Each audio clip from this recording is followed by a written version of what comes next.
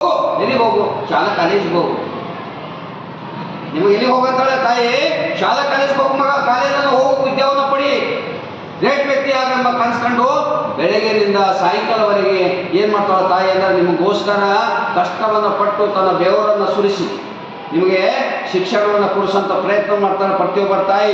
ಆ ತಾಯಿ ಮಾಡಿದಂಥ ಸೇವೆಯನ್ನು ನೀವು ಏನು ಮಾಡಬೇಕು? ಚಿಂತನೆಯನ್ನು ಮಾಡಬೇಕು, ವಿಚಾರವನ್ನು ಮಾಡಬೇಕು, ಮಂಥನವನ್ನು ಮಾಡಬೇಕು. ಮಾಡಿ ನನ್ನ ತಾಯಿ ನನಗಾಗಿ ಕೆಲಸವನ್ನು ಮಾಡ್ತಾ ಇದ್ದಾಳೆ, ನನಗಾಗಿ ಆ ಸೇವೆ ಮಾಡ್ತಾ ಇದ್ದಾಳೆ, ಅದನ್ನು ಅರ್ಥವನ್ನು ಮಾಡಿಕೊಂಡು ನೀವು ಓದಬೇಕು. ಆಗ ತಾಯಿಯ ಸೇವೆಯನ್ನು ನೀವು ಮೆಲುಕು ಹಾಕಿದಾಗ ತಾಯಿಯ ಸೇವೆ ಚಿಂತನೆ ಕರೆ तो आप रैंक में आए. सत्यवागತ್ತೆ ನೀವು ರ್ಯಾಂಕ್ ಆಗುತ್ತೆ. ಏನಂದ್ರೆ ನನ್ನ ಸೇವೆ ಅಂದ್ರೆ ನನ್ನ ತಾಯಿ मेरा बाप मैं किस लिए काम कर रहा है, किस लिए मेहनत कर रहा है? अपना सेवा के लिए. किसके सेवे? भगवान का सेवे नहीं, बच्चों की सेवा. बच्चों के सेवा में भगवान ढूंढ रहा है अपने माँ बाप. ये चिंतन करके आप पढ़े तो 100% आप रैंक आ जाएगा. ಆವಾಗ ನೀವು ಉನ್ನತವಾದಂಥ ಗುರಿ ತಲುಪಲು ಸಾಧ್ಯ ಆಗ್ತದೆ. ಫಲಿತಾಂಶದಲ್ಲಿ ಕೂಡ ಗುಡ್ ರಿಸಲ್ಟ್ ಬರಲಿಕ್ಕೆ ಸಾಧ್ಯ ಆಗ್ತದೆ ಮಕ್ಕಳೇ. ಇದು ಕೂಡ ನಮ್ಮ ಒಂದು ತಾಯಿ ತಂದೆಯ ಕನಸು.